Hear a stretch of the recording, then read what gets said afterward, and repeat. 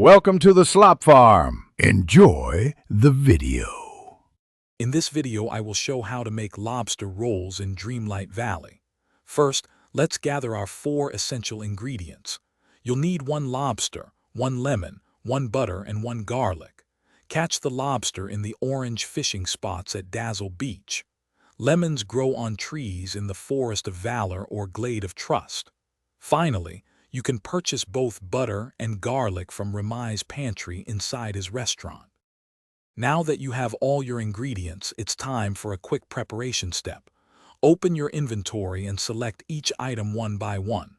For the lobster, lemon, butter, and garlic, choose the use option. This action prepares them for the cooking process. Make sure all 4 ingredients are ready before moving to the next stage. With your ingredients prepared, head to any cooking station in the valley or your home.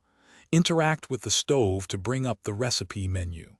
Now, simply place the prepared lobster, lemon, butter, and garlic into the pot.